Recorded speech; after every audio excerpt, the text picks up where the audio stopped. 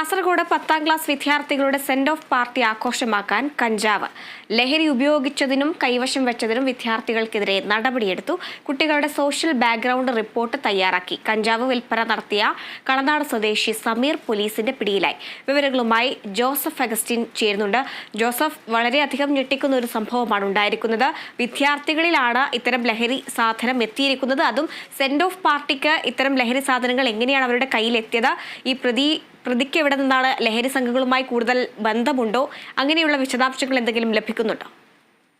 ഹരിത, Kasaragod police station പരിധിയിലെ ഒരു വിദ്യാലയത്തിൽ കഴിഞ്ഞ ദിവസം നടന്ന 10ാം ക്ലാസ് വിദ്യാർത്ഥികളുടെ സെന്റ് ഓഫ് പാർട്ടിക്കിടെയാണ് വിദ്യാർത്ഥികൾ വലിയ രീതിയിൽ കഞ്ചാവ് ഉപയോഗിക്കുന്നതായി ശ്രദ്ധയിൽപ്പെട്ടത്. തുടർന്ന് നടത്തിയ പരിശോധനയിൽ ഇവരിൽ നിന്ന് കഞ്ചാവ് കണ്ടെത്തുകയും ചെയ്തു.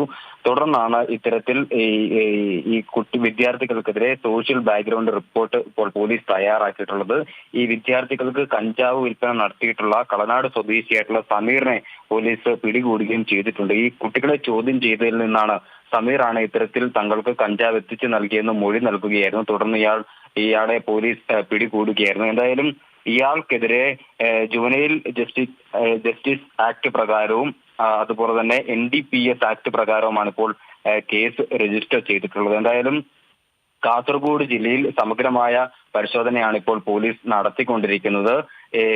മറ്റു സ്കൂളുകളിൽ. ശരി ജോസഫ്, കാസർഗോഡാണ് 10ാം ക്ലാസ് വിദ്യാർത്ഥികളുടെ സെന്റ് ഓഫ് പാർട്ടി ആഘോഷമാക്കാൻ കഞ്ചാവ് ഉപയോഗിക്കുകയുണ്ടായത്. പ്രതിയെ പിടികൂടിയിട്ടുണ്ട്.